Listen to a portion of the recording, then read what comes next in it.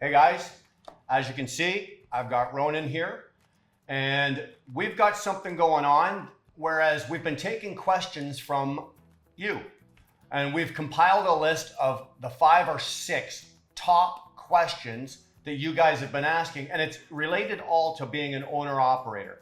So what we've decided we're gonna do here today is we're gonna give you a perspective from, say, me being an owner-operator and being in this business, and we're gonna go through the questions, and we're gonna go through it from a management perspective, being Ronen's view, and we'll go through the same 5 questions. You'll hear what I think and what I have to say, and you'll hear about what Ronen has to think and what he has to say. So without any further ado, let's get into this.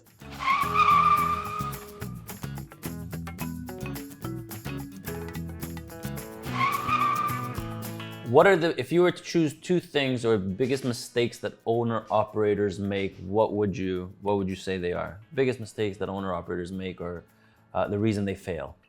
My first one that I see all the time is that the new owner operator, and I'm not saying it's a young guy or an older guy, I'm just saying the new owner operator, he comes in and he goes balls to the wall, and he basically spends more than he's got. He wants the big package. He goes all out, and his first truck, he's gonna drop, what's the average, about 200 grand on let's say we average them all. He's gonna drop, say, anywhere from 180 to $200,000 as his first truck. He's gonna get on and he's gonna go, and he's overextended himself. You're overextended, and that is a mistake. You know, you do not come out with your first truck and drop 200,000 bucks and then go through the learning curve of becoming an owner operator. It's just going to hurt you too badly. It's going to cost you too much. So that's a big one that I see a lot of guys do, and I advise against that. Any of the advice of any of the younger guys that I've been working with over the last year, I tell them, I says, you know what, first of all, find your budget, know what your budget is, and then you buy your truck accordingly and get your specs and everything like that. The second one is they don't spec their trucks properly. I've said this, and I think Ronen agrees with this, that fuel mileage at the end of the day wins the race. Okay, we are in an era and generation where your fuel mileage and reliability of your truck, of course, but fuel mileage is what you're going for. And if your truck isn't spec'd for what you're doing and where you're going and the areas you're going to be running, you're not going to get the mileage out of it, and you're going to spend too much money. I know a guy right now that's running a truck, and it's a beautiful truck, but he's going broke on fuel. If I would have kept that W900, and let's say I was making a payment on it, I wasn't making a payment on it, but if I was making, say, a $2,000 a month payment on that truck and I was running it today, I'd be taking a loss just on fuel mileage. So spec your truck properly. Go for the fuel mileage. Go for comfort. You do want your comfort. You want to be comfortable while you're in your truck. You don't want to be going down the road later going, oh, why did I buy this? You want to be comfortable, but spec your truck. So buy what you can afford. You don't go balls to the wall. You don't go big, and go for fuel mileage. Those are the 2 that I would probably. There's a couple more down, but those are the 2 biggies that I would see as a big mistake. The new guys coming in. So I've done a whole video on this, but if I was to choose the 2 biggest mistakes, number 1 is, and I don't know how they would get around it, is that the truck that they're choosing, the used truck that they're choosing, is just not reliable. So if the truck that you bought is not reliable, then your chances of being successful as an owner-operator are really slim to none. And then the second one I would have to agree with Brian would be the money management of a new owner-operator. So I see this all the time. A new owner-operator, they make $5,000. In 15 days, they spend $5,000. They make $7,000, they spend $7,000. And then, and it's so common that I see this, after a month or 2, that owner operator is going to ask me for an employment letter. And I said, why do you need an employment letter? He's like, oh, I'm buying myself a brand new Ford F-150 or a brand new pickup truck. And I see it all the time. And I feel like that's where, so poor money management skills would be my number 2. Okay, next question. Question number 4.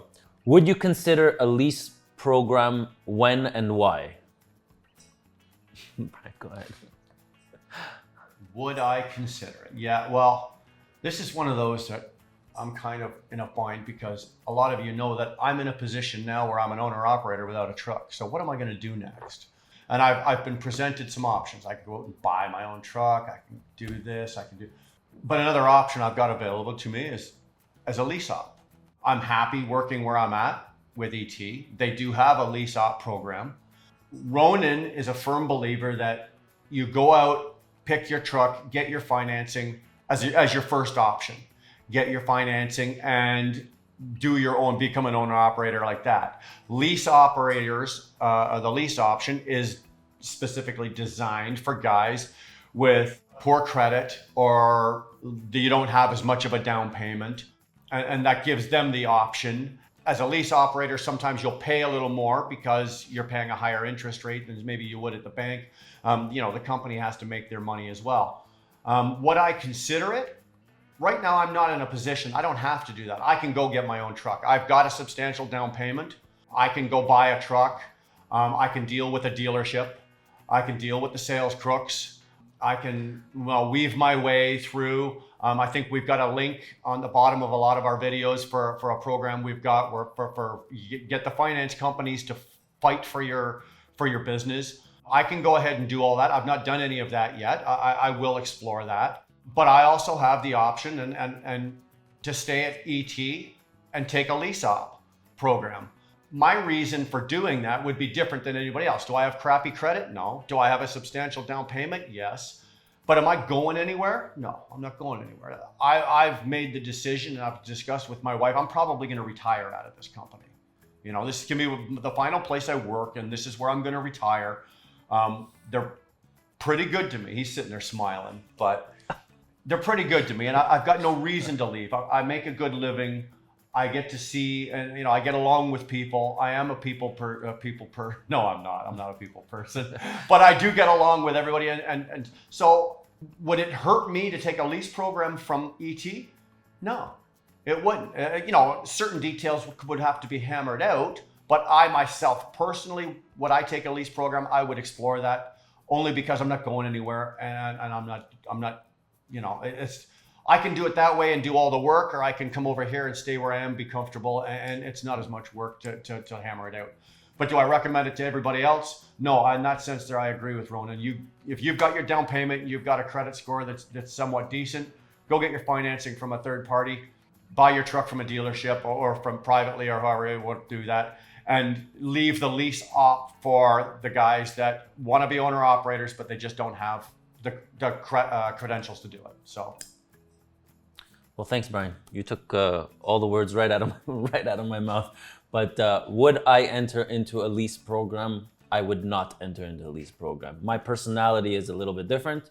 If I had the down payment and I had good credit, I would not enter into a lease program because I would want the flexibility that if things don't work out at a certain company, that I can go to a different company.